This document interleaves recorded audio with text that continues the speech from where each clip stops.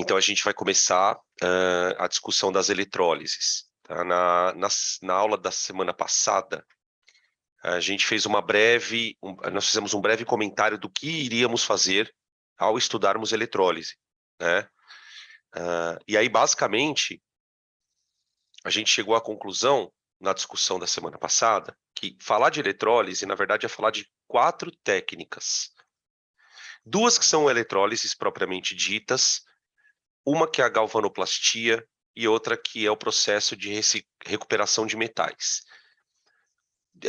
Eletrólise é um assunto meio traiçoeiro, porque a gente estuda ali meio correndo, é já no final do ano, geralmente assunto que a gente estuda no final do ano é mais complicado e a gente acaba estando mais cansado.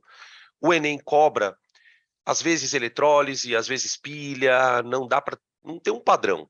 Você tem tanto questão de e as questões costumam ser chatas de eletrólise.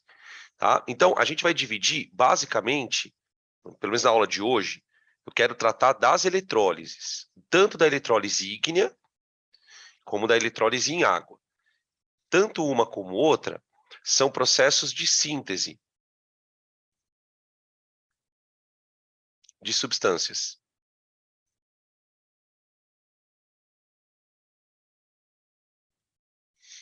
Essas substâncias que a gente vai sintetizar, de alguma maneira, têm importância industrial. Então, a gente pode citar pela eletrólise eu consigo produzir NaOH, eu consigo produzir hidrogênio, eu consigo produzir alumínio, eu consigo produzir cloro, que é uma substância importante, eu consigo produzir flúor,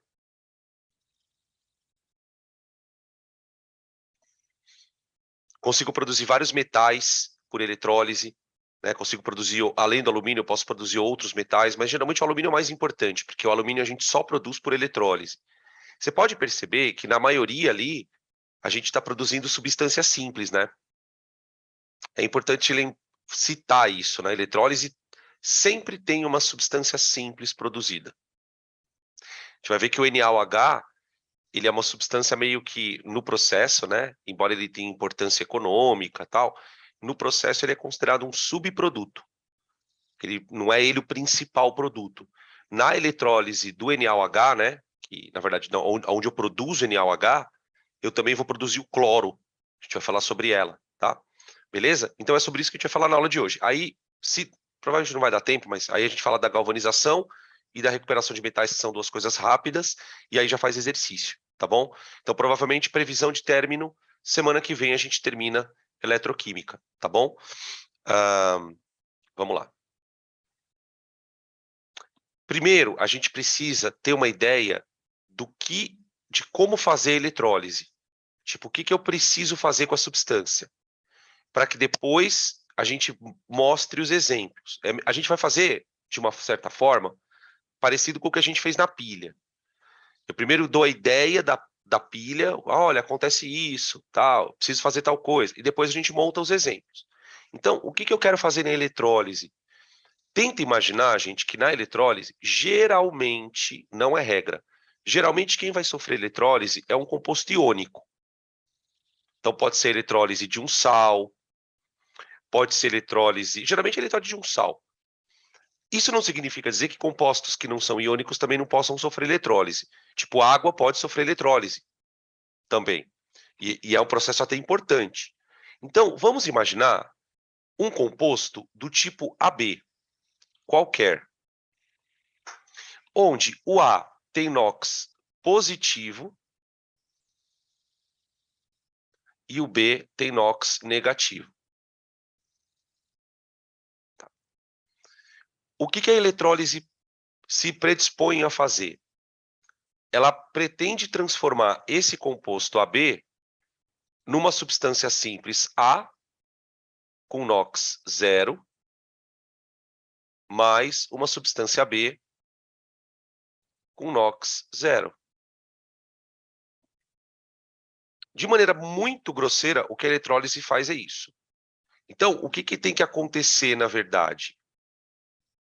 O elemento A ele tem que sair do NOx mais 1, por exemplo, eu vou chamar de mais 1 porque, né, não importa, ele tem que receber elétron para virar a 0.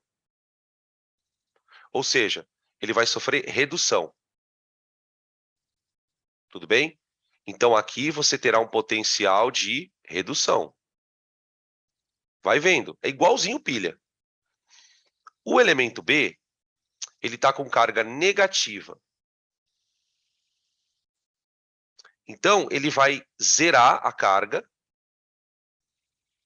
e vai perder elétron. Então, ele vai sofrer oxidação.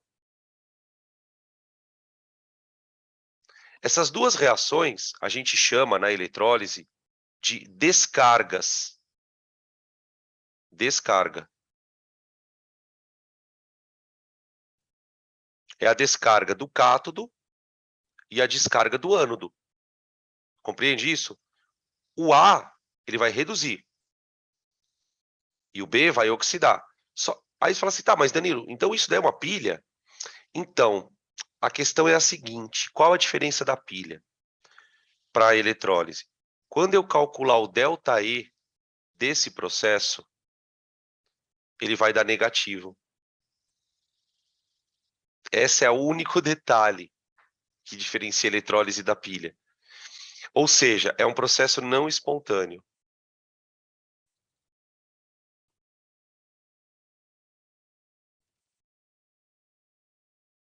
Tá bom? Agora vai começar minhas viagens, gente. Agora aguenta aí, vai. Que hoje eu tô bandida. Vamos voltar para a aula da tarde? O que a gente estava estudando hoje à tarde? Negócio de potencial dentro do campo elétrico, não é? Sabe o que você pode comparar isso? Né? Esse processo, a gente fala, olha, o processo é não espontâneo. A mesma coisa que você pegar uma carga positiva, colocar essa carga dentro de um campo elétrico e tentar aproximar ela de uma outra carga positiva. Você está tentando aproximar duas cargas de mesmo sinal. Por exemplo, lá na física, isso seria não espontâneo. O que a gente está fazendo aqui é tirando elétron de quem não quer perder e doando o elétron para quem não quer ganhar. Grosso modo é isso. Então, eu preciso fazer esse processo acontecer na marra. Na marra. Eu preciso provocar uma oxidação. Por exemplo, quem que costuma oxidar aqui? Olha as bizarrices que vão acontecer, gente. Quem que costuma oxidar aqui? Flúor, oxigênio.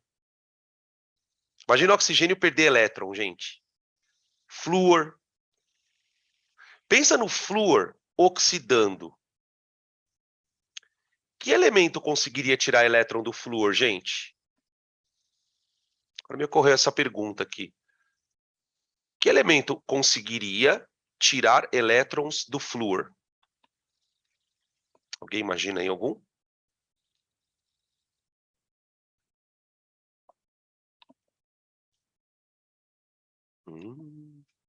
Que elemento poderia tirar elétrons do flúor? A resposta é nenhum. O flúor não é o elemento mais eletronegativo? Ninguém tira elétron do flúor. Então imagina você provocar uma oxidação do flúor, só se for forçada. Aí, quem que vai reduzir? Sódio. Sódio recebendo elétron, imagina. Alumínio recebendo elétron. Coisas de zinco recebendo elétron. Então, é um processo meio bizarro mesmo. Quando você começa a olhar para a reação e falar, opa, peraí, quem que está perdendo elétron? Quem que está ganhando? Você percebe que é não espontâneo. Então, como é que a gente faz isso acontecer na prática? Primeira observação. Para que isso aconteça, o composto deve estar dissociado. Enquanto você não separar o cátion do ânion, você não consegue fazer eles reagirem. Tenta imaginar, por exemplo, que isso dá uma ligação iônica. o cátion e o ânion estão presos. Como que você vai fazer os caras retrocederem a ligação iônica? Você precisa separar eles primeiro. Você precisa separar. Então, daí vem a ideia de que a eletrólise pode acontecer em duas situações. Como é que eu posso fazer um composto iônico dissociar? Ou ele pode estar fundido. Você vai aquecer o composto até ele derreter, porque aí ele dissocia. Ou ele pode estar em solução aquosa.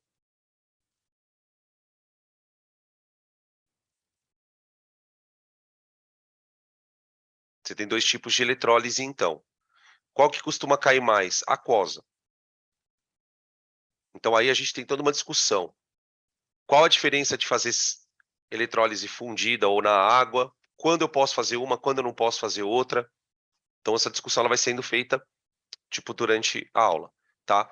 Então, beleza. Aí eu vou separar o composto, ok. Aí, quando eu dissociar o composto, pode ser com água ou sem água, eu vou colocar ele numa cuba de eletrólise. Então, agora a gente vai para o esquema. Cuba eletrolítica.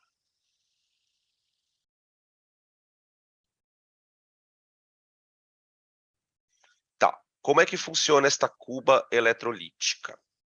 Ela é um recipiente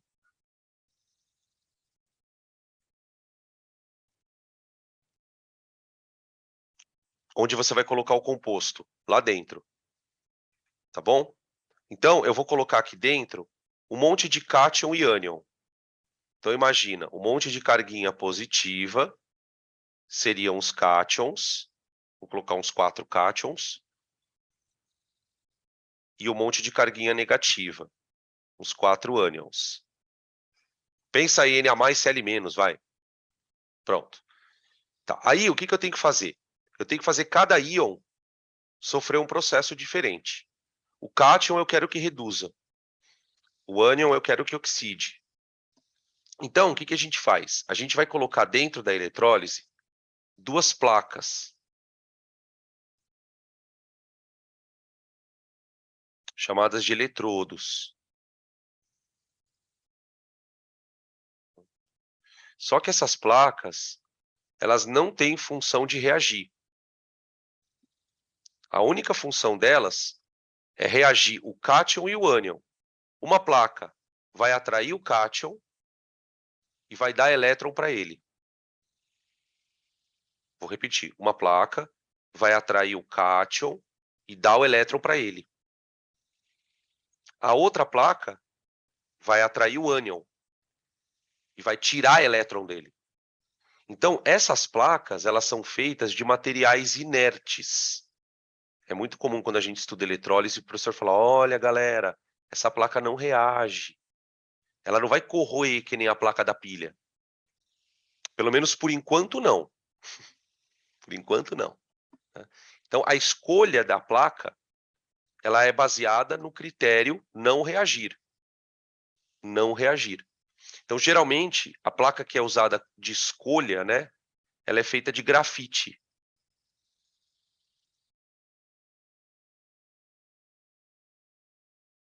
O grafite é um composto que conduz eletricidade. A gente falou sobre isso na aula de hibridização. Não sei se vocês lembram, que o grafite ele tem essa capacidade de conduzir energia.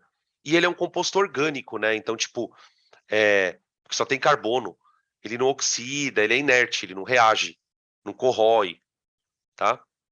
Bom, aí, o que eu tenho que fazer? Eu tenho que fazer essas placas criarem um campo elétrico lá dentro. Não são duas placas metálicas? Lembra que a gente teve isso na aula de tarde hoje? Placas metálicas, se elas estiverem eletrizadas, o que eu crio ali dentro um campo elétrico. E é o que eu quero. Então, o que eu vou fazer? Eu vou ligar essas placas num gerador, numa pilha. Vamos colocar aqui uma pilha. Como é que a gente vai representar a pilha? Ó, eu vou colocar aqui a pilhoque, aqui. Pronto. Eu vou dividir a pilha aqui no meio, gente, Mas isso é uma imagem ilustrativa. Por quê? Eu quero que vocês lembrem o que acontece numa pilha. Uma pilha nós temos o ânodo e o cátodo, não é? Que é o polo negativo da pilha e o polo positivo da pilha. Certo? Tudo bem. O que eu vou fazer? Eu vou fazer a pilha criar o campo elétrico para mim. Por quê? Quando eu ligar a placa da direita no polo negativo da pilha, tuc, essa placa fica negativa.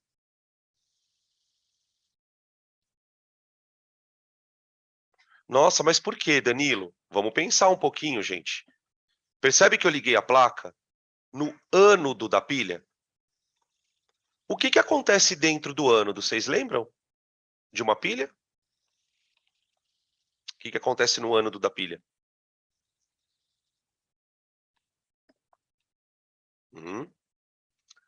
Oxidação, exato. Oxidação. Ah, então tem alguém aqui dentro do ânodo soltando elétron. Soltando elétron. Esses elétrons é que vão deixar essa placa negativa. Porque ela está conectada direto no ânodo. Aí, obviamente, o que essa placa negativa vai fazer? Ela vai começar a atrair os cátions para ela. Eles vão migrar dentro da placa, do sistema. Dá para entender por que o composto tem que estar dissociado, gente? As cargas precisam se mexer dentro do campo elétrico. Tá? Então, a placa da direita, ela vai atrair os cátions e vai doar elétron para eles. Então, na placa da direita, eu tenho a redução. Aqui, nessa placa aqui, ó, eu tenho a redução dos cátions. Redução. Por exemplo, gente, vai acontecer situações dessa placa ficar coberta de algum metal. Por exemplo, imagina que essa solução, aí dentro tenha íon cobre. Cobre 2. O cobre 2 vai grudar na placa e vai virar cobre 0. Tá? Então, nessa placa vai acontecer a redução. Tá? Beleza. Agora, e do outro lado? Bom, do outro lado, eu tenho o cátodo da pilha.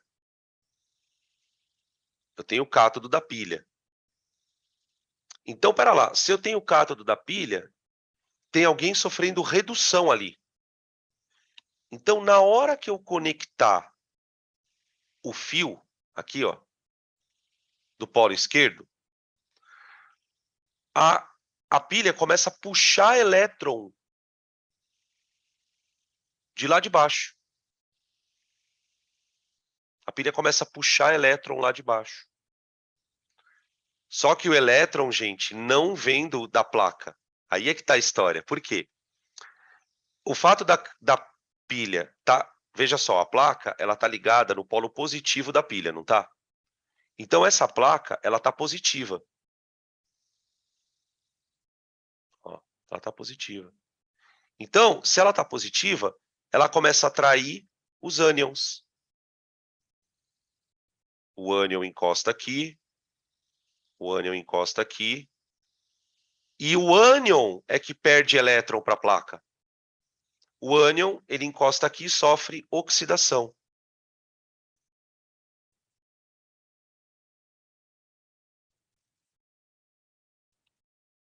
Tá? Então, no final das contas, gente, o que a gente percebe? A pilha é que puxa elétron de um lado e transfere para o outro. A pilha tira elétron do lado esquerdo e joga para o lado direito. Tira elétron do lado esquerdo e joga para o lado direito. Ela é que produz o campo elétrico para arrastar os íons. Só que esse campo elétrico, gente, ele tem que ser forte. Porque lembra que esses íons, eles não querem reagir. Então, não é qualquer campo elétrico que faz isso acontecer. O que a gente sabe? Para a eletrólise funcionar, a voltagem da pilha tem que ser maior do que a voltagem da eletrólise.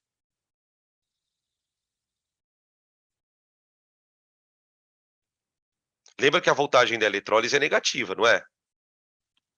Significa que ela consome energia. Então, o valor que ela consome tem que ser menor do que o valor que a pilha produz. Tá? Então, a energia que a por exemplo, tem eletrólise que vai consumir 3 volts. Então, eu preciso de uma pilha capaz de fornecer mais que 3 volts para conseguir fazer um negócio acontecer. Tá bom?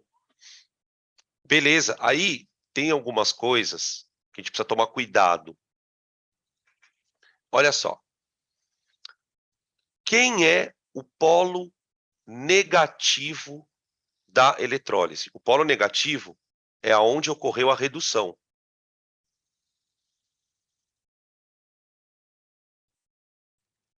E o polo positivo é onde ocorreu a oxidação. Cuidado, porque na pilha é o contrário. Eu me lembro que até na aula eu chamei a atenção, falei, galera, tentem não vincular os polos. Tá? Por que o polo negativo é a redução? Porque ele está atraindo os cátions. Então, se ele atrai o cátion, gente, o cátion ele sempre reduz na eletrólise. Ele sempre vai reduzir. Tá? E o polo positivo, que é o da esquerda, sempre vai atrair o ânion. Então, ele sempre vai oxidar. Tá bom? Outra coisa. Lembra que existe uma razão para a gente usar as palavras cátodo e ânodo, né? Aqui nós vamos usar também.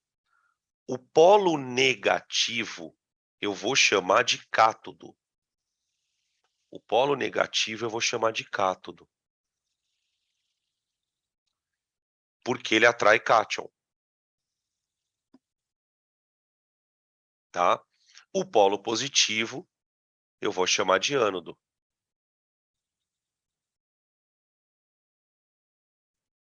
Ânodo. Porque ele atrai o ânion. Tá?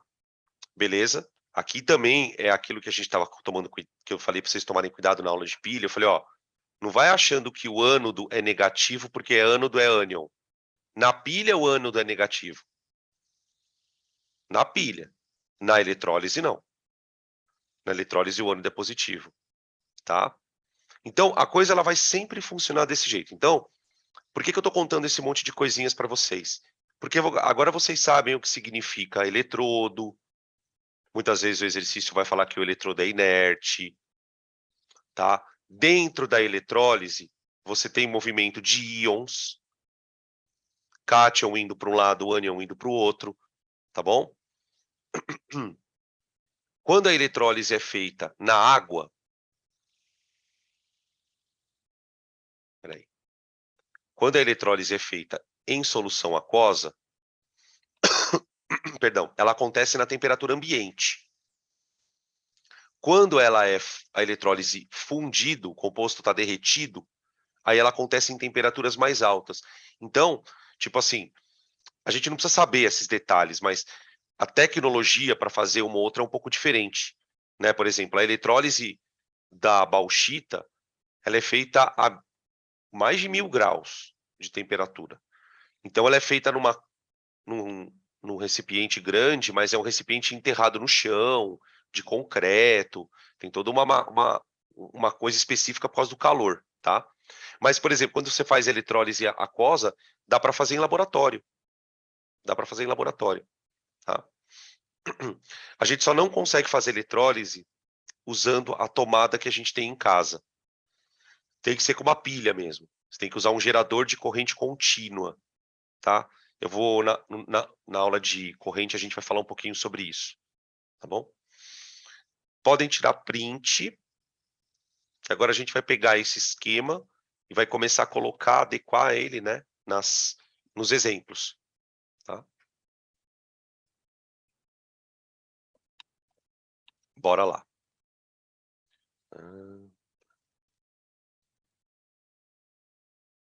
Eletrólise ígnea. Ígnea. Esse é o termo que os caras usam, tá? No vestibular. Eletrólise ígnea. Substância que sofrerá eletrólise deve ser fundida para que, após a dissociação, os seus íons possam reagir. Tá bom. Então tá aqui. A eletrólise, gente, uma coisa que vocês vão perceber. Quando a gente estudou pilha, lembra que a gente fazia a representação da pilha mostrando o que acontecia no cátodo e o que acontecia no ânodo. Na eletrólise vai acontecer a mesma coisa. Eu vou representar etapas da eletrólise. Tá? E, geralmente, a primeira etapa que a gente representa é o composto dissociando. Pode ser com água, pode ser com a temperatura, mas ele vai dissociar. Então, aqui, ó, eu já escrevi a primeira etapa, que é o NaCl sólido, virando Na+, e Cl-. Pronto, acabou. Beleza. Aí, o que eu vou fazer? Eu vou colocar esses caras dentro da cuba. Pronto. Agora vamos ler o desenho. Olha lá. Ó, aqui você tem uma placa que está conectada direto no polo positivo da bateria. Que nós temos uma bateria. Então, a placa que está ligada no polo positivo, ela é positiva. Ela é positiva. E aí ela vai atrair os cloros. Ela vai atrair os cloros. Tá vendo que aqui tem umas bolinhas? O cloro, gente, isso aqui está mais de 1000 graus. Isso aqui está mais de 1000 graus. O cloro ele vai ser formado no estado gasoso. Então, por exemplo, quando você faz isso no laboratório, quando a eletrólise produz cloro, é bem fácil você perceber, porque se for na água, ela começa a borbulhar. Tá? Aqui, imagina que isso aqui está numa temperatura altíssima, então você tem que ter uma técnica para pegar esse cloro, recolher ele. Tá? E olha o que acontece com o sódio. O sódio encosta do outro lado, por quê? Porque essa outra placa está ligada direto no polo negativo da pilha. E é do polo negativo da pilha, que é o ânodo, que sai elétron. Então, o elétron sai do ânodo, vem aqui. Então, uma coisa bizarra é que, quando você pensa na eletrólise na pilha, ó, o cátodo da eletrólise está ligado no ânodo da pilha. Essa é a sacada. O cátodo da eletrólise está ligado no ânodo da pilha. E os dois são negativos. Tá? Mas quem que manda no negativo? É a pilha, né? É a pilha que manda. Tá? E a mesma coisa acontece com outra placa. Ó. O ânodo da eletrólise está ligado ao cátodo da pilha. Tá bom? Beleza. Então, a primeira reação é essa. Agora, eu vou escrever as outras reações. Que outras? As reações do cátodo e do ânodo. Então, eu vou ter isso aqui, ó. A primeira reação é NaCl sólido, dando Na+,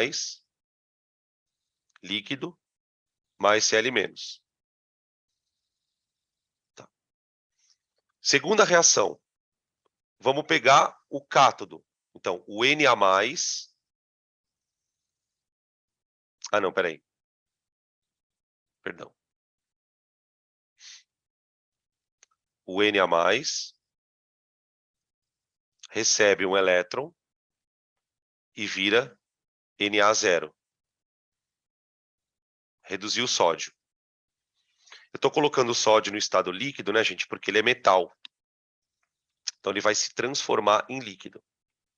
Tá? Ele vai se transformar em metal no estado líquido. Lembra que a gente falou na aula de pilha sobre metal estar na forma oxidada e metal estar na forma reduzida? Veja que eu estou pegando um metal sódio que gosta de oxidar, metal sódio gosta de oxidar, e eu estou reduzindo ele. Então, esse potencial aqui, ó, eu já chuto que ele é negativo. Eu já vou chutar que ele é negativo. Tá bom? Agora, o que vai acontecer com o cloro, gente? Aqui com o cloro, eu preciso tomar um cuidadinho. Então, o negócio é o seguinte, o cloro, ele está com a carga Cl-, não é? Quantos elétrons ele tem na camada de valência dele, gente? Nessa situação. Ele está com 8. Ele está com 8. Certo? O que eu quero fazer com o cloro? Eu quero transformar ele em cloro zero. Como é que seria o cloro zero? É o cloro com 7 elétrons.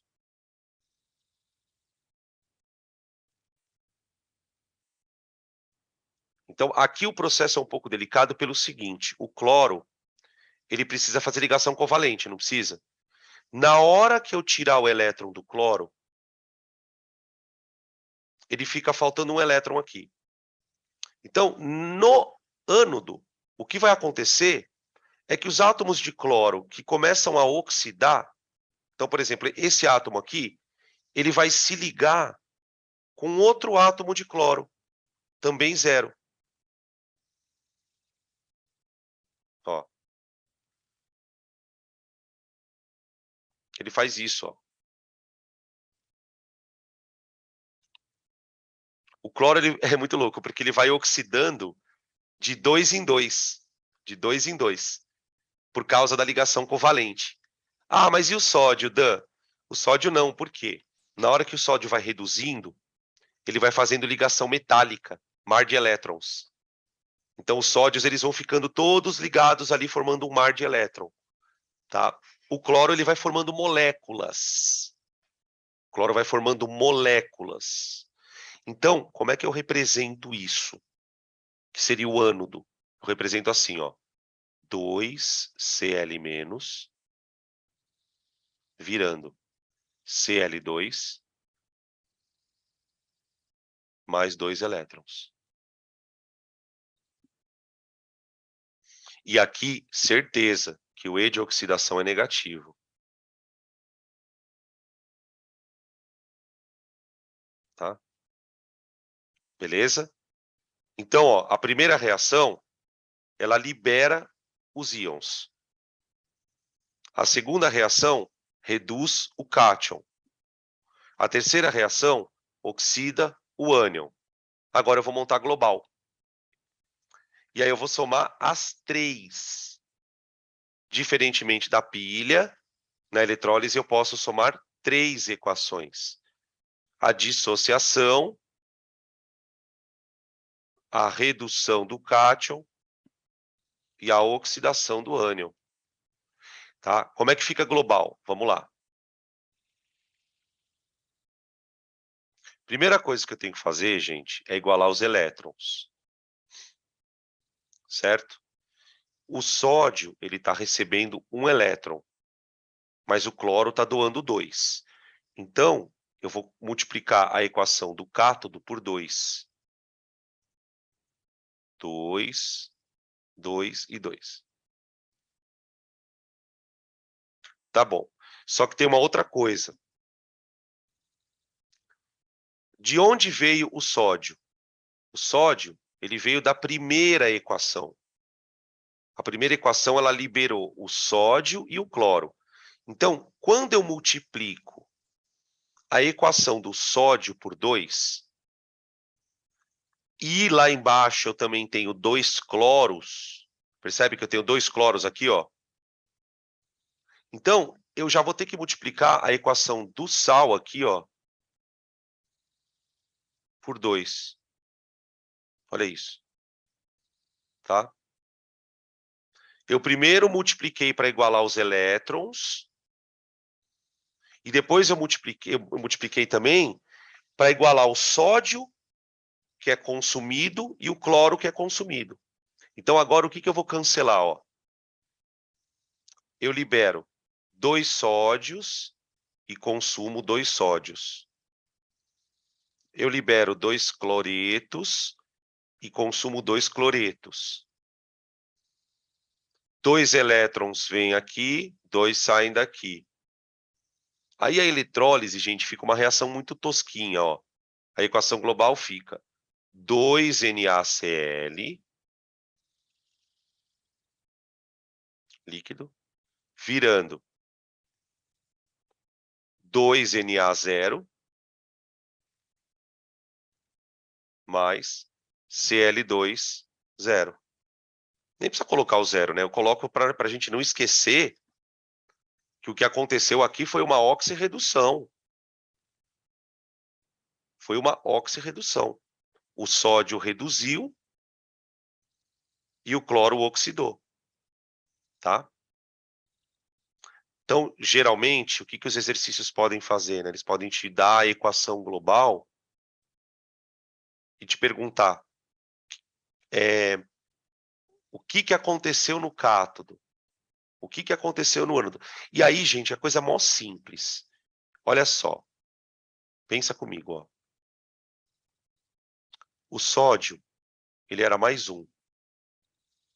Vamos supor que o cara te deu a equação global. Ele te deu a equação global, tá? O sódio, ele foi de mais 1 para 0, ó. Então, ele reduziu, não é? Se ele é um cátion, ele reduziu aonde? No cátodo. É lógico, é lógico. Primeiro, por que ele reduziu? Porque ele é o cátion. O cátion sempre reduz na eletrólise. Se ele é um cátion, ele reduziu aonde? No cátodo. Qual foi a reação do ânodo? Vamos lá, do ânodo. O cloro aqui é menos 1. Aqui ele é 0. Então ele oxidou. Ele aumentou o NOx, né? Aumentou o NOx. Se ele oxidou, e ele é ânion, ele oxidou no ânodo. Então, uma das perguntas mais comuns que acontecem em relação à eletrólise é a seguinte: o que eu produzo no ânodo da eletrólise do tal composto? Então, no ânodo, como é que eu falo, né? Na eletrólise ígnea do NaCl, eu produzo sódio no cátodo e cloro no ânodo. Vou repetir a frase. Na eletrólise ígnea do NaCl, eu produzo sódio no cátodo e cloro no ânodo. Tá bom?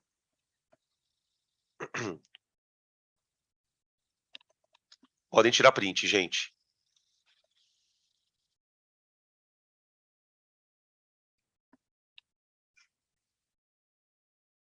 Aqui tem um outro slide.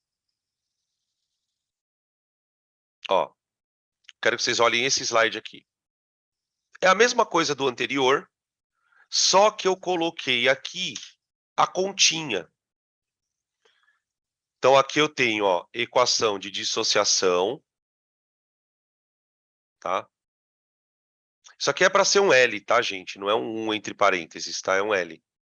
Tá? E esse L aqui, ele ficou meio flutuando aqui. Ele está perto do cloro aqui. Então, ó, equação de dissociação, equação do cátodo, equação do ânodo. Olha como eu calculo o ΔE da eletrólise, ó. Igual da pilha. E de oxidação. Só que aqui é o seguinte, quem oxidou foi o cloro. Então, sabe aquela tabela de potenciais que a gente mostrou, que eu mostrei para vocês a semana passada? Eu vou lá naquela tabela e pego o potencial de oxidação do cloro. Potencial de oxidação do cloro aqui, ó, é menos 1,36. Aí, pega lá, quem reduziu? Quem reduziu foi o sódio, ó, aqui. Quem reduziu foi o sódio, certo? Potencial de redução do sódio, aqui, ó. Agora vem aqui, menos 2,71. Quando eu somo, olha o tamanho do potencial, super negativo. Então, para você fazer essa eletrólise, você precisa fornecer 4,07 volts para ela. Tá? Então, por exemplo, um exercício que já caiu na Unicamp é, ele quer que você descubra quantas pilhas de Daniel são necessárias para alimentar uma eletrólise.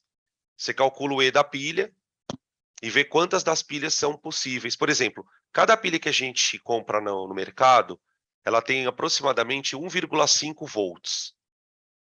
Quando ela está novinha, né? Novinha. Ela tem 1,5 volts. Então, supondo que a gente fosse usar pilhas para fazer esse processo, eu precisaria de 3 pilhas no mínimo. 3 pilhas no mínimo, tá? Para poder fazer a eletrólise desse negócio.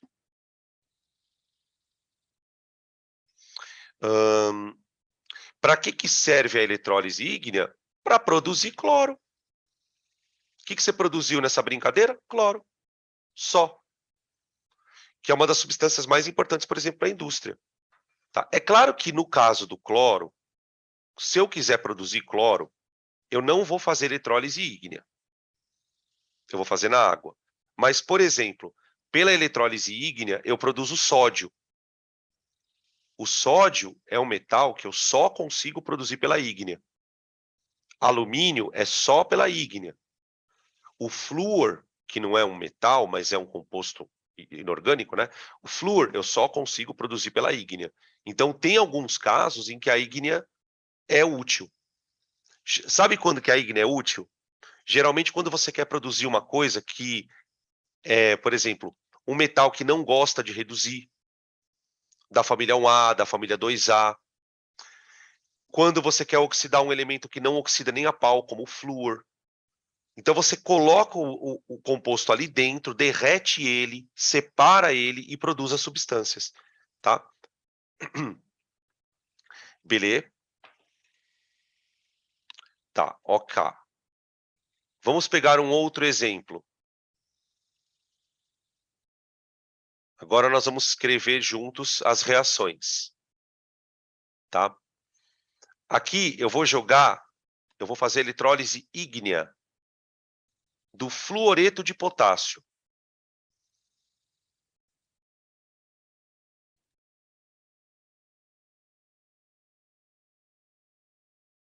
Aí, o que que você tem que... Porque assim, né, gente, vestibular você não tem o tempo todo do mundo, né? Você não tem que ficar, ai, a morte da bezerra.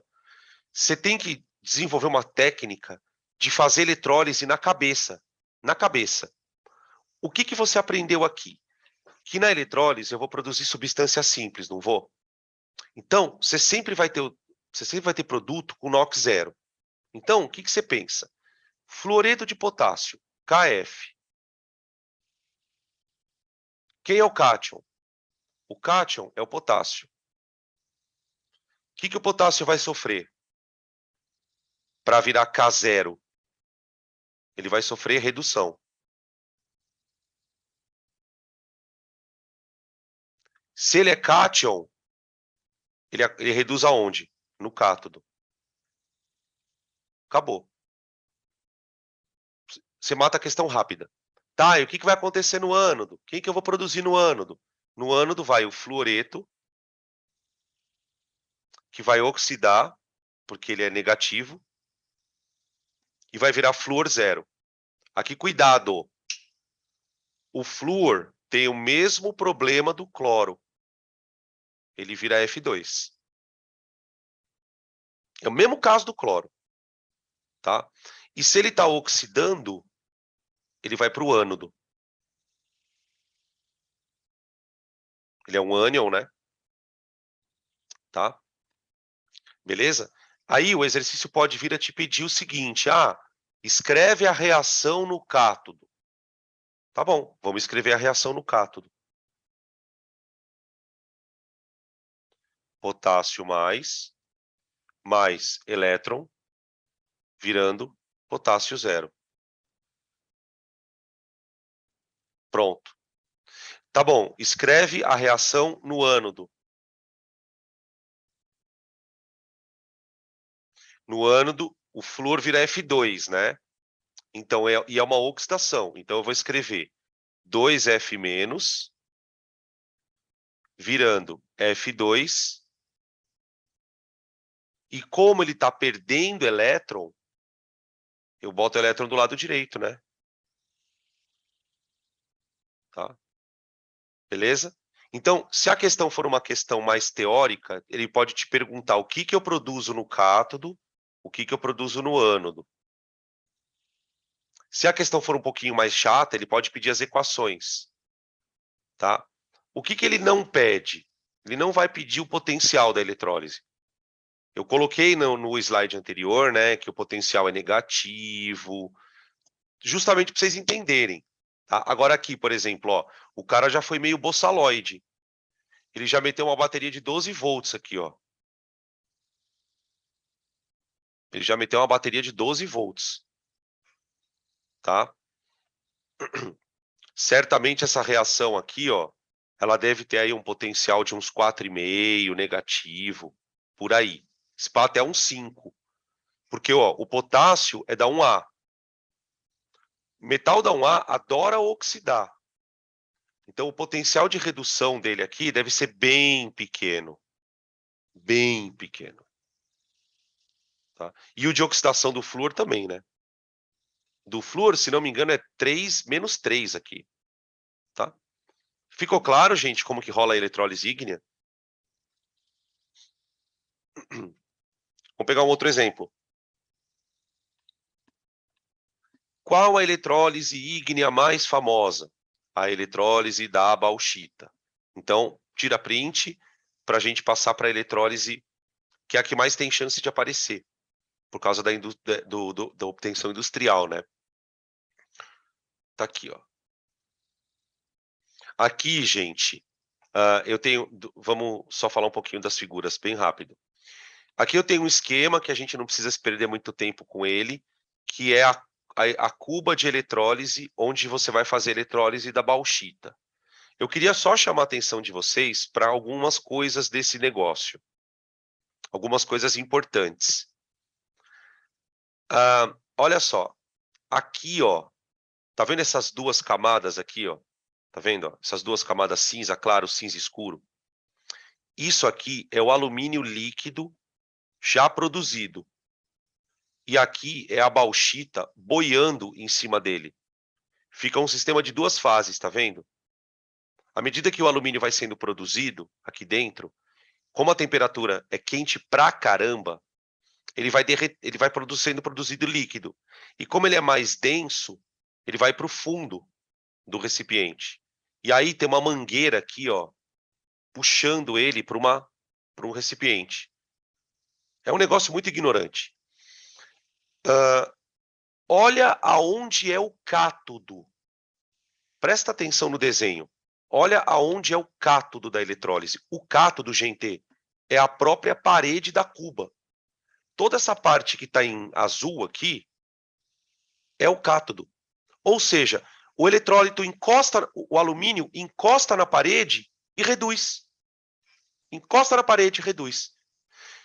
Para que eles fazem isso? Para aumentar a área de contato, para o processo ser rápido, tá? Beleza? Aí aqui você tem uns canudos, tá vendo? Ó? Que é o ânodo. É onde vai rolar uma oxidação, tá bom? Outra coisa que eu queria mostrar para vocês é o rendimento desse negócio. Aqui.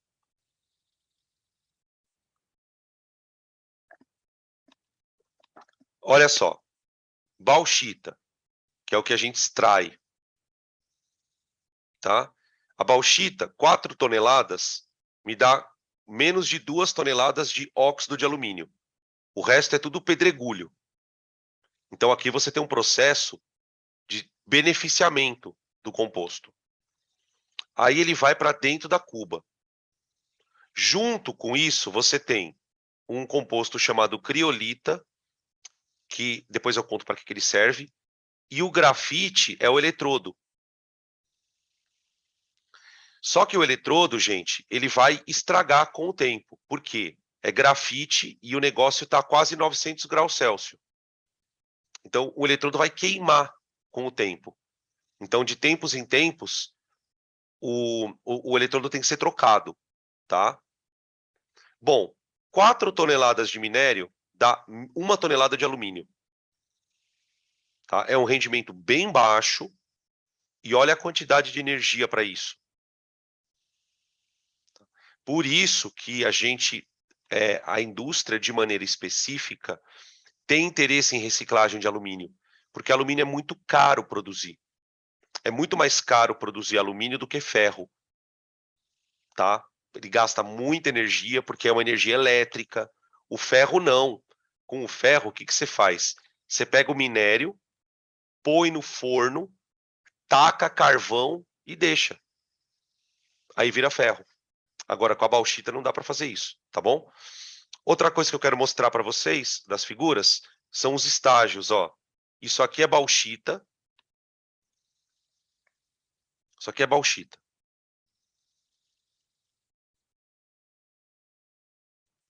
Depois que eu separo tudo que é impureza, eu tenho isso aqui, ó, Al2O3. Isso aqui é chamado de alumina. Tá? É isso que vai para a eletrólise. Esquenta, derrete, tá? E aí vira alumínio zero. Tá? Lembra que a gente falou da forma oxidada, da forma reduzida? Aqui o alumínio está mais 3, ó, gurizada. Então, o que eu quero fazer na eletrólise é isso, ó. Tá bom?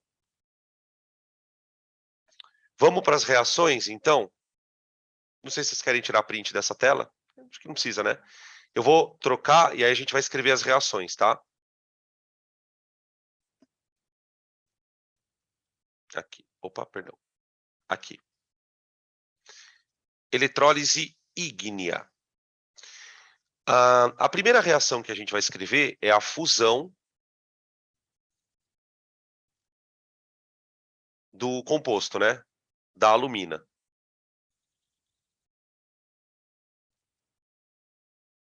Então, eu tenho Al2O3, sólido, aqui. Lembra da tal da criolita? A criolita, gente, é uma substância que é colocada lá dentro para baixar o ponto de fusão da alumina. Vocês lembram que a gente estuda no começo do ano aquela porcariada da mistura azeotrópica e mistura eutética? Que a gente não fala nunca delas? Pois bem, a gente vai falar aqui. A alumina e a criolita, elas formam uma mistura eutética, quando você mistura as duas, numa certa proporção. Qual a consequência disso? O ponto de fusão da alumina é para lá de 2000. É para lá de 2000. Quando você põe a criolita, ele baixa para 900. Então fica mais fácil derreter. Ela não tem nenhuma função química pro negócio em si. Ela só vai facilitar a fusão do minério lá. Aí o que acontece com o composto? O alumínio dissocia. Então ele vira 2Al3+, mais 3 oxigênios, 2 menos. Tá aqui. Beleza. Aí começa aquele esquema que eu tinha mostrado para vocês. O alumínio é atraído para o cátodo. Então, vamos para a reação do cátodo. O alumínio 3+, vai ter que receber 3 elétrons para virar alumínio zero. Alumínio zero. Tá? Ah, professor, mas tem 2 alumínios lá em cima. Tudo bem, depois a gente vai balancear. Você vai escrevendo as reações separadas Depois a gente balanceia. Agora nós temos o problema do oxigênio, gente. Presta muita atenção agora, por favor. O oxigênio vai para o ânodo.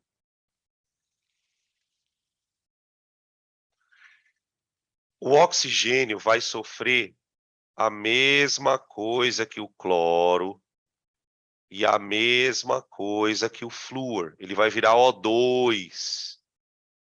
Eu vou produzir aqui O2. Tudo bem? Então, pera lá. Se eu vou produzir O2, eu vou ter que usar eu vou ter que usar 2 oxigênios. Cada um com carga 2 menos, né? Ó. Tudo bem? Tá, agora eu vou ter que escrever os elétrons aqui, ó. Gente, quantos elétrons eu escrevo aqui, ó? Tcharam! 4 elétrons. Tudo bem? Para um pouquinho, pensa se você sabe por que 4 elétrons.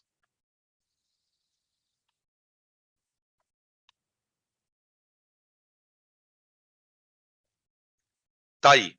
Ô, gente, lembra que eu falei para vocês que os eletrodos de grafite vão queimar? Sabe por que eles queimam? Porque a eletrólise está produzindo oxigênio, ó.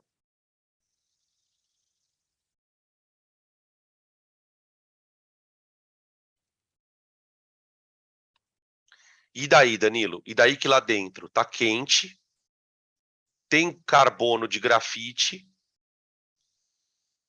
e tem oxigênio. Então, o eletrodo ele vai desgastando. Meu, a Unicamp já perguntou uma vez qual eletrodo queima primeiro.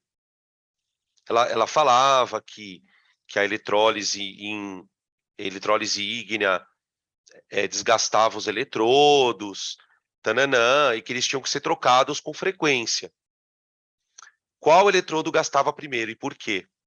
O eletrodo que gasta primeiro é o ânodo, porque é ali que está sendo produzido o oxigênio. É bem no ânodo.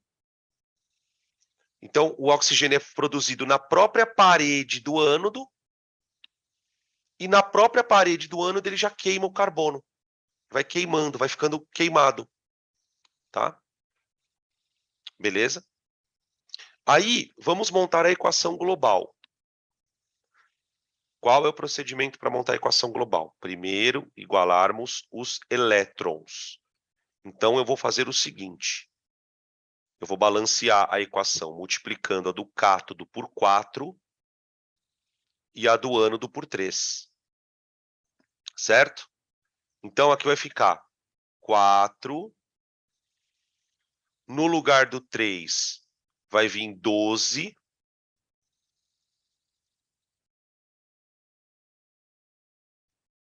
E 4. Vou multiplicar de baixo por 3. Então, no lugar do 2, vai ficar 6. Vai ficar 6, 3, 12.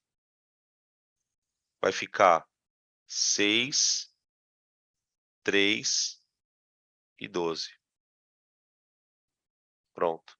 Igualei os elétrons. Agora, eu tenho que igualar os íons. No cátodo, eu estou consumindo 4 alumínios. E no ânodo, eu estou consumindo 6 oxigênios. Então, eu vou multiplicar a equação da alumina por 2. Misericórdia. Vou multiplicar a equação por 2. Tudo bem? Então, vai ficar assim, ó. 2, 4, 6. Deixa eu apagar aqui. 2. Opa. 4. Deixa eu já apagar tudo. E 6. Agora eu posso somar tudo. Cancelar, então, vai. 12 elétrons. Cancelei. 12 elétrons. Vou cancelar os 4 alumínios mais 3 do cátodo. E vou cancelar os 6 oxigênios do ânodo. Tudo aquilo que eu tentei igualar, né? Agora eu monto a global. Então fica 2 Al2O3, tá? Dando 4Al0 mais 3O2, tá?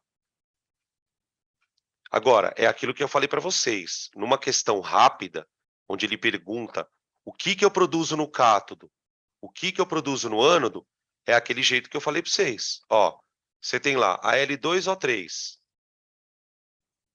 alumínio, mais 3, é o cátion, ele vira alumínio 0, reduz no cátodo. Oxigênio menos 2, ele vai virar oxigênio 0, substância simples. Isso acontece no ânodo. Então, você acostuma fazer isso meio que mentalmente, tá? Porque se o exercício não tiver nenhuma semi-reação, nada, larga a mão, tá bom? Beleza? Podem tirar print.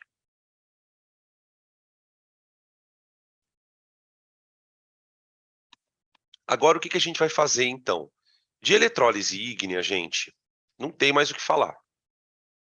A gente citou a mais importante, citamos alguns casos, por exemplo, essa daqui ela seria uma eletrólise importante, ó, na medida em que ela produz flúor, tá? A eletrólise do NaCl seria importante na medida em que ela produz o sódio. Então, tem sempre alguma substância por trás. Agora, existe a possibilidade da gente fazer eletrólise em água. E aí, né, gente, fazer eletrólise em água, de cara, já me traz uma vantagem, porque eu não preciso derreter o composto. Então, eu vou gastar menos energia. A energia que eu vou ter que gastar é para fazer a eletrólise em si. Agora, se você pensar no que a gente discutiu aqui agora há pouco, na eletrólise ígnea, eu tenho que gastar energia para a eletrólise em si e para manter aquele sal aquecido. Você não pode deixar o negócio esfriar. Você tem que manter aquele negócio quente naquela temperatura durante um tempão para produzir o negócio. Então, é muito mais energia, tá bom? Então, a eletrólise em água ela é mais econômica. Porém, a eletrólise em água, ela pode ser um interferente ao processo. Como assim? A eletrólise, ela também pode, a eletrólise não, a água, ela também pode sofrer eletrólise.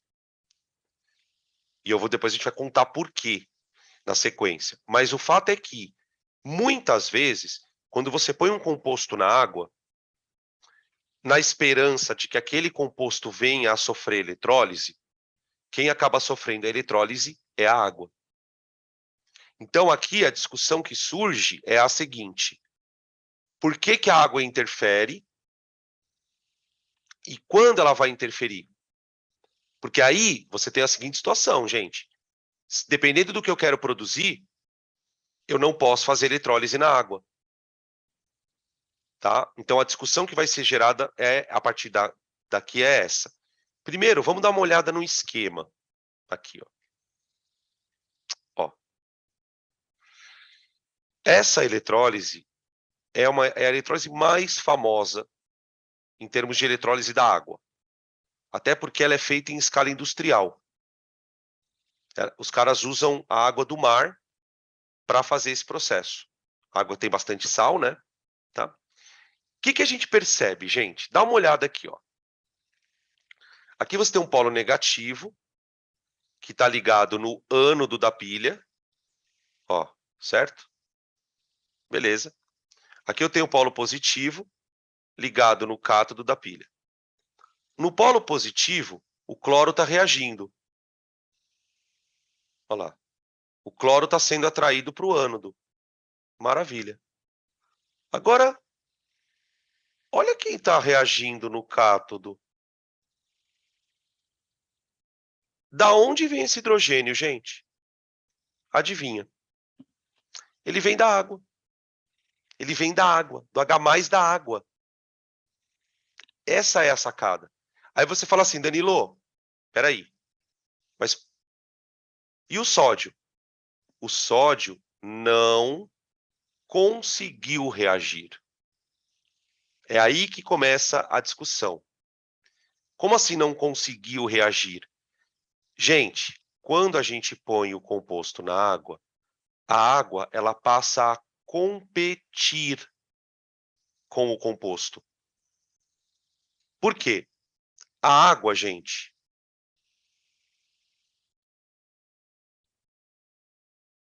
ela tem uma parte positiva e tem uma parte negativa. A parte positiva, ela pode ser atraída pro cátodo. A parte negativa, ela pode ser atraída para o ânodo. Então, qual é o grande complicador da eletrólise na água? Toda vez que você jogar um composto na água, você vai ter uma competição no cátodo. Você vai ter um cátion ou o H+ da água. Por exemplo, nesse caso, quem conseguiu reagir foi o H+. E aí ele se tornou hidrogênio. Então, quando a água interfere no cátodo, ela acaba reagindo e aí você produz hidrogênio. Então, por exemplo, se eu quisesse produzir sódio, eu não posso fazer na água. Com o sódio não dá. Com o alumínio também não dá. Isso explicaria em que circunstâncias eu faço uma eletrólise ígnea. Né? A gente pode dizer que a eletrólise ígnea é feita numa circunstância extrema, onde você não consegue fazer na água. Tá? Só que pode acontecer também, gente, da água interferir no ânodo. Então, no ânodo, você tem uma competição. Quem seria a nossa competição? Um ânion ou OH-. Nesse caso, que nós estamos vendo na figura, quem venceu a competição foi o ânion.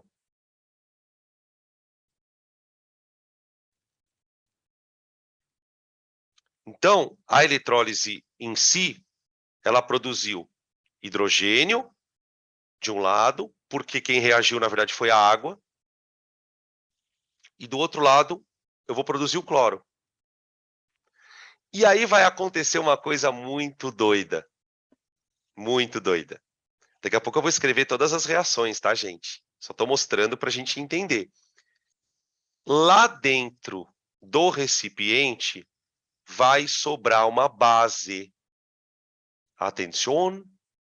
Isso aqui fica dentro da água. Isso aqui fica dentro da água. Então, a eletrólise feita na água, ela produz 3 substâncias. Ela produz uma substância no cátodo, que nesse caso foi o hidrogênio. Ela produz uma substância no ânodo, que nesse caso foi o cloro. E ela produz uma coisa dissolvida na água, que nesse caso é uma base. Tá? Então, o Enem, por exemplo, já cobrou questão de eletrólise, onde ele queria saber quem era o subproduto. Ele dava lá uma eletrólise e pedia para dizer quem que era o subproduto. Tá? A gente vai fazer exemplos para poder entender a lógica disso tudo. Porque aqui também, tá, gente, é muita informação. Então, agora tem essa história da competição. Então, isso vai criar um problema para a gente, né? Vocês já imaginam qual seja. Como é que eu vou saber quem que ganha essa competição? Então, a gente vai ter uma tabela de reatividade. Tem que saber, ó, no cátodo, quem é que ganha? Fulano ganha do Beltrano, que ganha do Ciclano. Ah, e no ânodo, quem que ganha? é o fulano que ganha do Beltrano. Então tem toda uma escalinha de reatividade, tá bom? Beleza? Até aqui, perguntas? Agora o que a gente vai fazer? Agora a gente vai fazer um intervalo. Na volta, eu vou pegar isso e começar a fazer exemplo, tá? Então, a gente tem vários exemplos para poder fazer. Quando a água interfere no cátodo, vai ser o exemplo que está na tela, do NaCl. Depois eu vou fazer a água interferir no ânodo, para ver o que acontece quando ela interfere no ânodo. Depois a gente vai ver uma reação onde a água reage no cátodo e no ânodo. Então, você vai fazer a eletrólise da água em si, tá bom? E aí eu mostrar para vocês a fila de reatividade, beleza? Então, em 15, a gente volta. 15 minutinhos, estamos de volta. Voltamos. Então, a gente vai olhar para o que acontece lá dentro da água, tá? Primeira reação, gente. Peraí. Dissociação do sal. Aqui, a gente já vai observar o seguinte, ó. Uma primeira mudança na escrita. O NaCl vai virar Na+, ok. Aquoso, mais Cl menos aquoso. Tá? Então, não tem líquido aqui, porque a água está no meio. Tá. O que acontece dentro da água? Aí vem a novidadezinha do Paranauê. Lembra que a gente comentou lá na aula de ácidos que dentro da água existe uma quantidade natural de íons H+, e íons OH-? E é isso que dá para a água acidez e basicidade? A gente falou sobre isso já. Então, na água, acontece um processo chamado autoionização. Autoionização. Que é basicamente a água se quebrando em H+ e OH-. Tá? São pouquíssimas moléculas que fazem isso, mas elas fazem. Então, a competição surge aqui, ó. No cátodo, eu tenho isso aqui, ó. Essas são as possibilidades no cátodo, ó. O cátodo, o sódio poderia reduzir, o H+ pode reduzir, com potencial de redução 0, e a própria água também pode reduzir, ó. Tá? O fato é que no cátodo, quem acaba ganhando é o H+. Ah, Dan, por que é o H+? No cátodo está acontecendo uma redução, não está? No cátodo está acontecendo uma redução. Quem vai reduzir é aquele que tiver maior tendência para isso. É o que for mais fácil para reduzir. O que é mais fácil para reduzir é o hidrogênio. Tá aqui, ó. Tá? Então, ele ganha. É claro que, na hora de tomar essa decisão, a gente não tem que conhecer esses potenciais. A ideia é que a gente construa, como eu falei para vocês antes do intervalo, uma tabela para que a gente decida de maneira rápida, ó, quem que vai reagir, é fulano ou é o H+? É Beltrano ou é o H+? Tá? Beleza? Então, aquele que vence, entre aspas, é o que tem maior potencial de redução, tá bom? Então, essa seria a explicação do porquê que o hidrogênio consegue reagir no lugar do sódio, tá? Então, por exemplo, o que a gente já pode tirar aqui de cara? Qualquer metal com potencial de redução negativo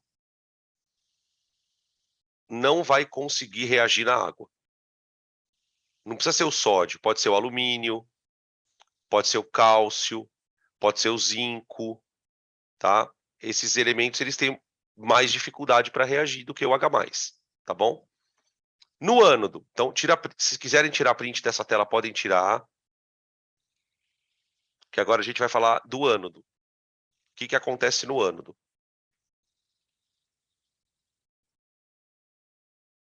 Vamos lá. No ânodo, quais são as possibilidades? Eu tenho cloro oxidando, eu tenho a água oxidando e o OH- oxidando. Tá? O que a gente percebe? Quando o cloro oxida, ele vira Cl2. Ele vira Cl2. Quando o OH oxida, ele vira O2. O2. E quando a água oxida, ela vira O2 também. Tá. Nesse caso, gente, quem vence é o cloro. É o cloro. E aí, a análise não tem nada a ver com o potencial. Não tem nada a ver com o potencial. Nesse caso, o problema é o seguinte: o elemento vai perder elétron, certo? Ou é o cloro, ou é o oxigênio. No caso da água, né, no caso do OH-, seria o oxigênio. Quem é que tem mais dificuldade para perder o elétron? A pergunta que a gente tem que fazer aqui para poder explicar o porquê que o cloro vence é essa. Quem tem mais dificuldade para perder elétron? Quem tem mais dificuldade para perder elétron é o oxigênio, porque ele é mais eletronegativo. Então, o cloro, por exemplo, ele tem uma facilidade maior do que o oxigênio para oxidar, por causa da eletronegatividade, que é um pouquinho menor. Tá? Então, aqui nós temos que também montar uma tabela para poder falar, bom, o que vai oxidar preferencialmente em relação ao OH, o que vai oxidar, o que não vai oxidar perante ao OH, tá bom? Beleza. Agora, vamos colocar as reações. Ó, vamos colocar as reações já prontinhas, ó. Aqui eu tenho a dissociação do sal, certo? Dissociação do sal. Eu tenho a ionização da água. Beleza. Eu tenho o cloro oxidando. Ele venceu a competição com o OH-, né? Tá? E o hidrogênio reduzindo. Beleza. E aí eu vou somar tudo. Agora eu tenho 4 equações para somar. Eu vou ter que somar com a da água e com a do sal. Então, ó, o que eu faria, né? Eu multiplicaria a da água por 2. Essa aqui, ó. Eu vou multiplicar essa daqui. Peraí. Perdão. Eu vou multiplicar a da água por 2.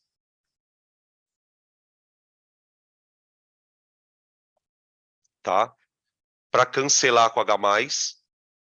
E vou multiplicar a do sal também por 2. Do sal. Tá? Os elétrons, eles já estão igualados. Eles já estão igualados. Então, agora eu vou simplificar o que for possível. Então, eu vou simplificar 2 elétrons com 2 elétrons. Tá? Eu vou simplificar 2 cloretos com 2 cloretos. Eu vou simplificar 2H+ com 2H+.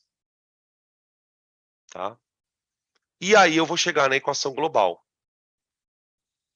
Tudo que sobrou ali, eu vou somar. Percebam uma coisa, gente. Na equação global, tem que aparecer o NaCl e tem que aparecer a água. Por que tem que aparecer os dois? Porque o NaCl, ele reagiu no ânodo, formando o cloro. A água vai aparecer por causa do cátodo, porque quem reagiu no cátodo foi o H+. Tá?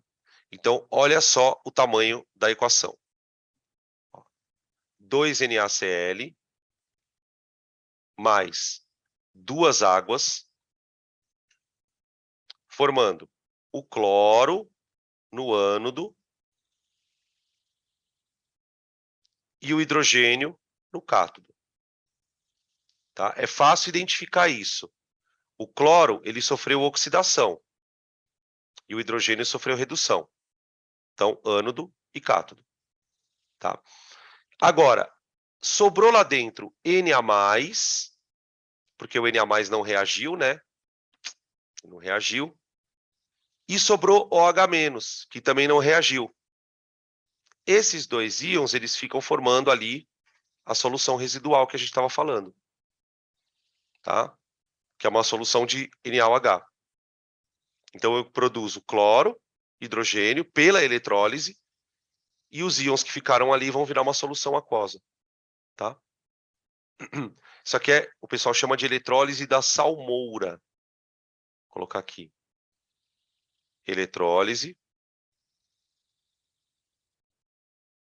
da salmoura. Tá na lista de exercícios, tem um exercício lá do Enem que fala sobre esse processo. Tá bom? Vamos colocar... Então, isso aqui é o esquema, tá? Agora, o que a gente tem que fazer?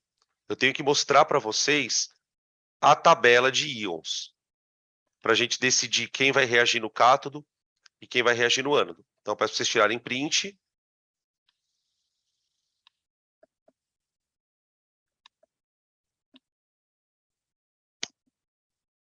Beleza?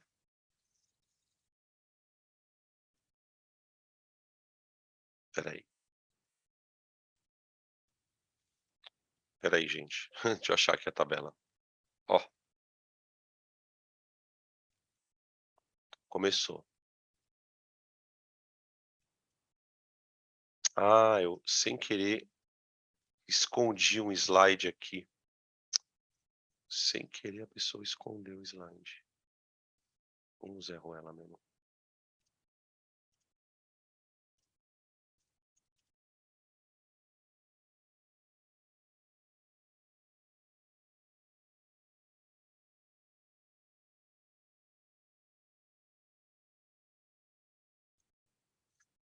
Espera aí, gente.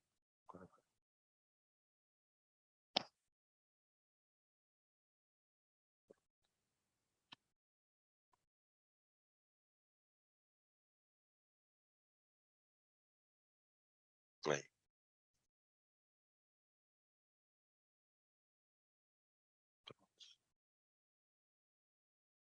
Aqui.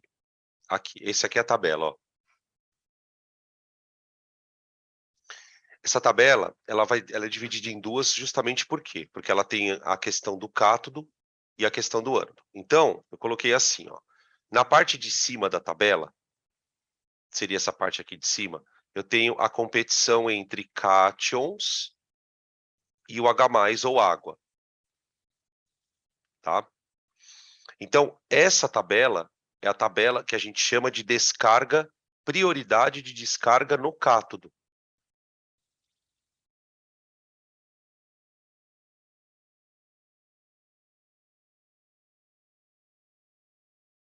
Ou seja, nós estamos falando aqui da redução. Tá. Quanto mais para a direita, maior a tendência do metal reagir. Então, veja, quem são os metais que reduzem com dificuldade? Os que têm menor tendência de reduzir. Metal alcalino, família 1A. Ele tem menor tendência que a água. Metal alcalino terroso.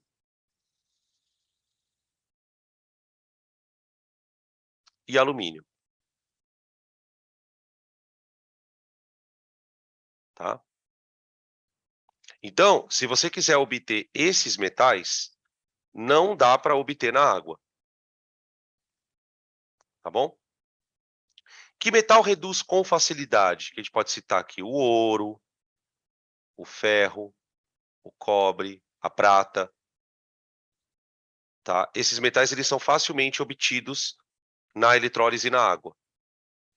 Agora, os metais mais reativos, né? Aqueles metais que têm maior... E aí a gente... Não tem como, né, gente? A gente não voltar para a aula de tabela periódica. Esses metais que são mais reativos, não por acaso, são os que têm menor energia de ionização, né? Então, são aqueles que têm mais facilidade para perder elétron. Por isso que eles não gostam muito de reduzir, tá?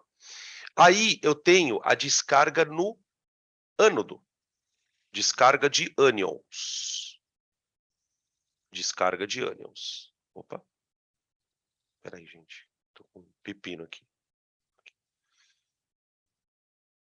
Descarga de ânions. A descarga de ânion, ela funciona parecida com a do cátion. Descarga de ânions. Dá uma olhada nos ânions que não reagem na presença da água. Quem que não reage na presença da água, que já era de se esperar? O fluoreto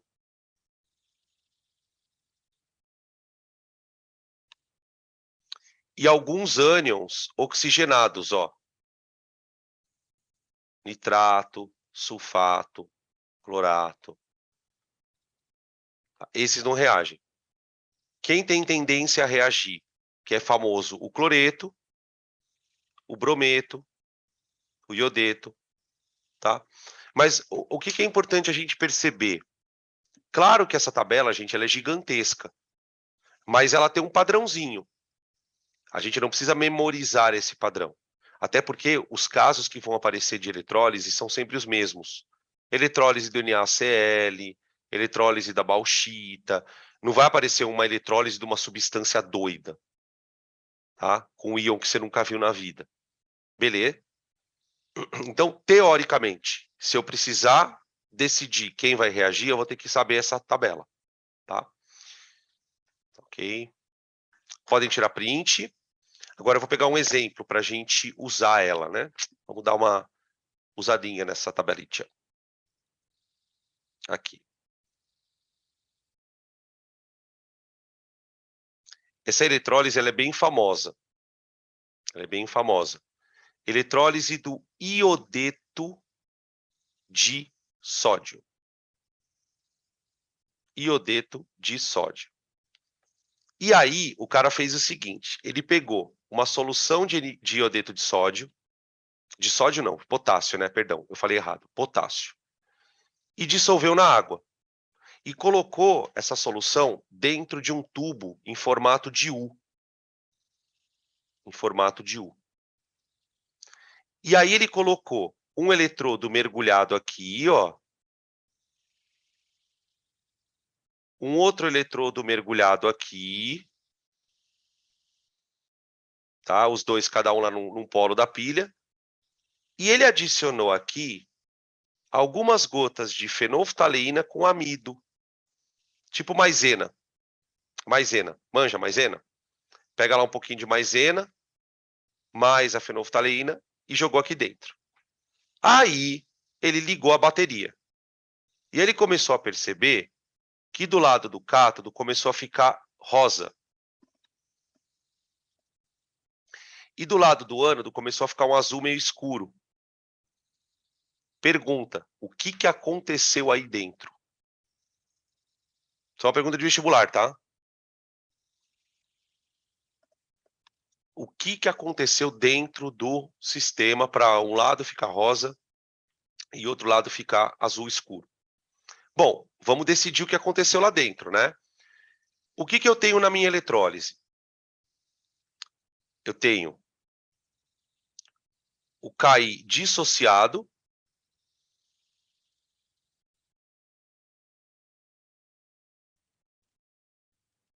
e eu tenho a água ionizada.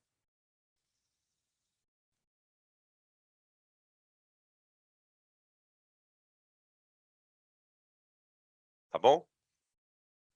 Então vamos começar decidindo o que vai acontecer no cátodo. No cátodo. No cátodo, a competição é H+, ou potássio, certo? Agora vamos dar um zoom na minha tabela. Vem cá. Ó, potássio está na parte de metal alcalino. O H+ tem maior prioridade de descarga, certo? Tá? Então, o que vai acontecer no cátodo? No cátodo vai acontecer do H+, receber elétron e virar H2.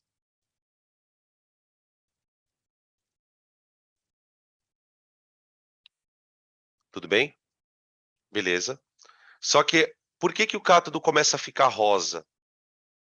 Olha onde vai parar o negócio. De onde vem esse H+, gente? Esse H+ não vem da água?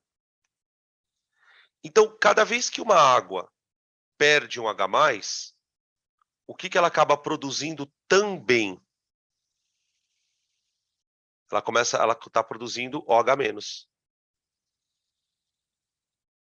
Esse OH-, ele começa a ser produzido aqui dentro, ó. As águas começam a reagir aqui no cátodo, começam a quebrar, soltando o H+ e o OH-, tá? E aí você começa a ter um meio básico aqui. Toda vez que a água reduz, o meio fica básico. Toda vez que a água reduz, o meio fica básico. Porque começa a sobrar OH-. Começa a sobrar OH-. Já tinha acontecido isso na eletrólise do NaCl, não tinha? A água tinha reduzido e o meio tinha ficado básico, tá? Tranquilo? Agora, e no ânodo? No ânodo. Vamos ver o que acontece no ânodo. No ânodo, a competição é entre OH-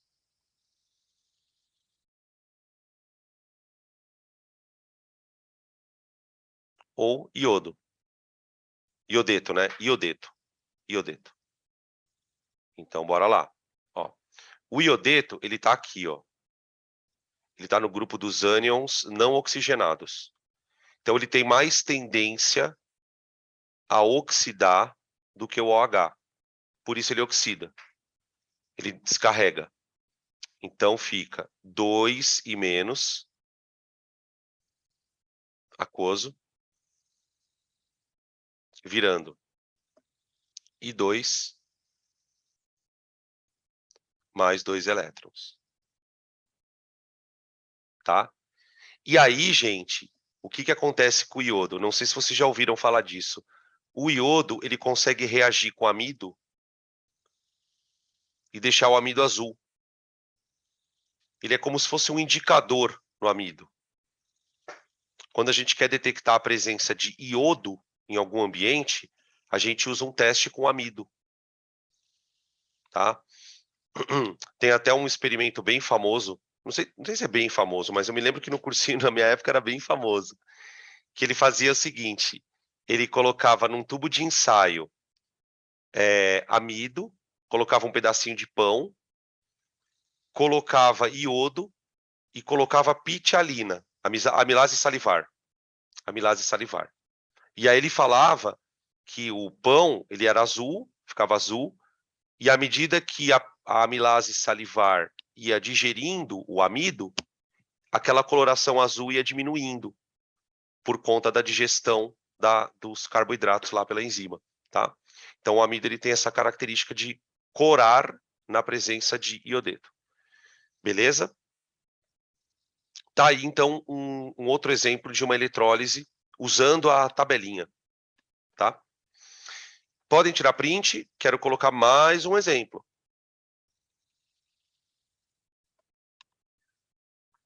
Mais um exemplo. Vamos lá. Agora eu vou colocar um exemplo bem curioso. Nesse exemplo, a substância que eu vou colocar na água para sofrer eletrólise é o sulfato de sódio. Deixa eu ver se eu coloquei aqui a tabela. Coloquei. Tá? Sulfato de sódio. Só que vai acontecer uma coisa muito curiosa aqui.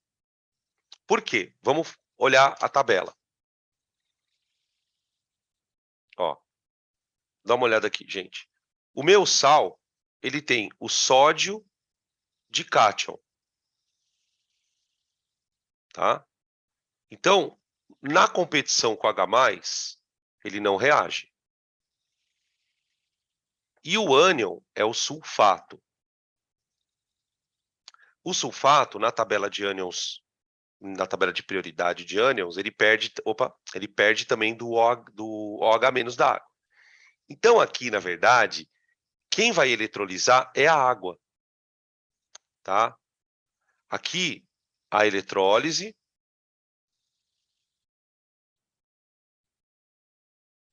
ocorre com os íons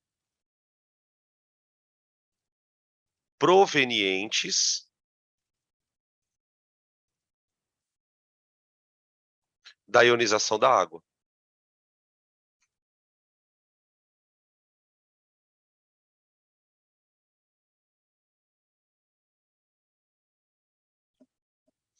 Ou seja, tecnicamente, a presença do sal aí não seria importante. Não seria. Veja que eu estou usando o tempo verbal. Não seria por quê? Porque é importante. Porque, embora o íon não reaja, nem o sódio, nem o sulfato, a presença dos íons ali dentro torna o meio aquoso melhor condutor elétrico. Então, isso facilita o processo, tá? Não que não acontecesse sem o sal, mas a água não é uma substância condutora, né? Então, no estado puro, para você conseguir fazer essa eletrólise, você teria que ter uma bateria muito potente. Então, eu ponho o sal para facilitar o processo, para que eu não precise aplicar tantos volts para a eletrólise acontecer. Tá, o que acontece nesse processo, então? Você vai ter 3 reações. Primeira reação, a água líquida virando H+, mais OH-. Beleza. No cátodo, eu vou ter 2H+, virando H2.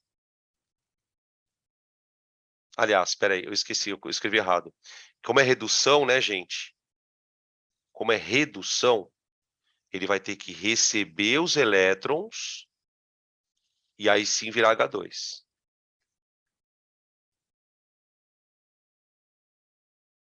Tá bom? Quem vai reduzir no ânodo? Quem vai oxidar no ânodo? No ânodo, quem vai oxidar é o OH-. Na verdade, quem oxida não é o OH-, é o oxigênio. É o oxigênio, tá? O oxigênio que está no estado aquoso, ele vai virar O2. O2 gasoso, tá? Aí você fala assim, tá, Danilo, mas espera um pouquinho. Vamos devagar aí com o andor que o santo é de barro. Além do O2, o que acontece com o hidrogênio em si? Na verdade, quando o OH oxida, junto com isso aqui, eu produzo água. Água, peraí. E de quebra ainda libera elétron. Essa reação aqui ela é meio bizarra. Ó, 4 elétrons. Essa aqui é a reação mais louca que tem. É a reação de oxidação do OH- no ânodo. O OH- ele se transforma em O2 mais água, liberando elétron. Aqui temos alguns adendos a fazer, né? Eu preciso balancear essa reação, porque ela está toda desbalanceada, tá? Por que a reação solta 4 elétrons, Dan? Ela solta 4 elétrons pelo seguinte: são 2 oxigênios que oxidam. Tá vendo esse O2 aí? Então, esses 2 oxigênios oxidam, tá? Beleza. Só que acontece o seguinte: além do oxigênio, eu tenho água. Então, cada oxigênio vai perder 2 elétrons. Cada oxigênio daqui, ó, vai perder 2 elétrons para oxidar. Então, a minha reação ela fica assim, ó. 4 OH-, dando O2 mais 2 águas mais 4 elétrons. Tá aqui. Essa é a reação. Essa reação aí, eu me lembro quando eu estudei, cara, puta, quando eu estudava, eu demorei para decorar ela, viu? Eu fui fazendo um monte de reaçãozinha desse tipo até eu decorar, tá? Beleza? Então, ó, no final das contas, gente, quem reagiu foi a água. Quem reagiu foi a nossa querida amiga água. Aí, o que que eu posso fazer aqui? Eu posso montar a global. A global. Soma tudo. Para somar tudo, gente, eu preciso multiplicar primeiro a equação do cátodo por 2. Vou multiplicar a equação do cátodo por 2. Então, eu vou apagar aqui, ó, esse 2, esse 2 e esse... Aqui nada, né? Então, vai ficar 4, 4, 2. Para igualar os elétrons. Para igualar os elétrons, tá? Então, multipliquei a equação do cátodo por 2. Outra equação que eu vou multiplicar por 2 é a equação da água, da ionização da água. Da ionização da água. Tá? Multiplicando a equação da água por 2, olha o que eu tenho. 2. Não, não é por 2 não, Danilo. Eu quero multiplicar por 4. É por 4. Desculpa. Porque eu quero cancelar aqui, ó. Quero cancelar o H+, e o OH-. Então, eu vou multiplicar aqui por 4. Então, fica assim. 4, 4 e 4. Tá aí. Agora eu cancelo o que dá. Então, vou cancelar elétrons. Cancelei os 4 elétrons. Fechou. Vou cancelar 4H+. Cancelei, porque eu tinha 4 de um lado, 4 do outro. E vou cancelar os 4OH-. Ah, e tem uma outra coisa que dá para cancelar aqui, gente. Ó, na primeira equação, eu tenho 4 águas do lado esquerdo. E na última equação, eu tenho 2 águas do lado direito. Então, eu cancelo essas duas com 2 daqui. Então, a equação global será 2 águas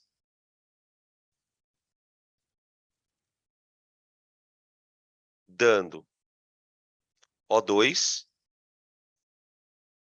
mais 2H2. Tá aqui. Beleza?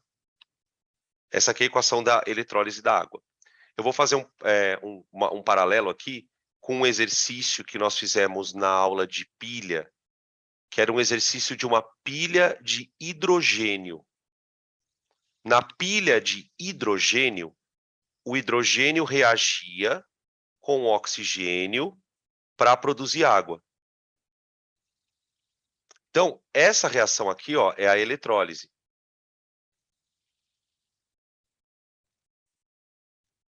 Que a gente está vendo aqui.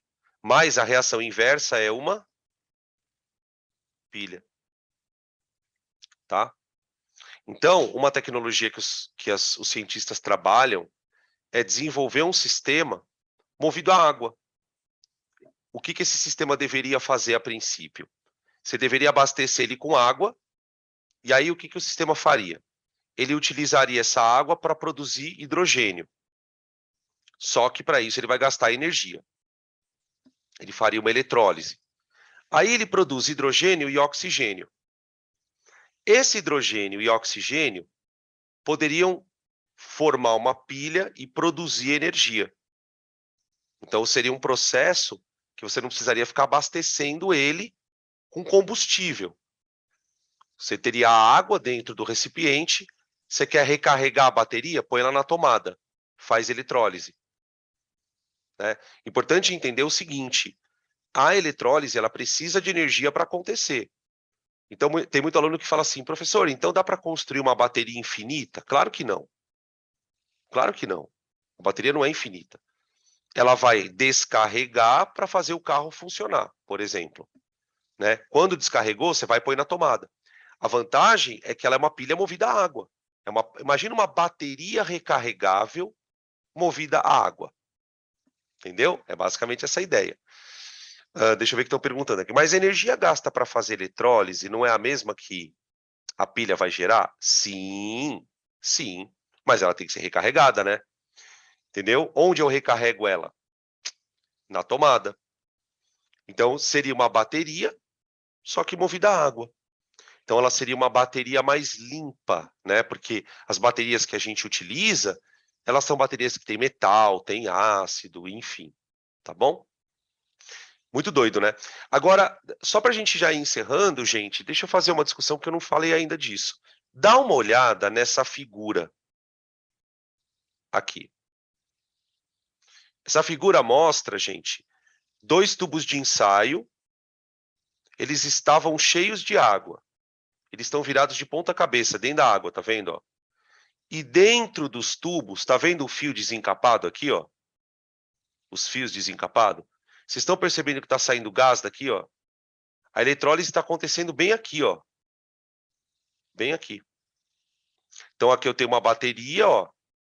Eu conectei um cabo na bateria, num dos polos, e conectei o outro cabo no outro polo, ó. Tá? Beleza? Olha o desenho. Qual dos 2 tubos é o cátodo e qual dos 2 tubos é o ânodo? Isso é uma pergunta de vestibular.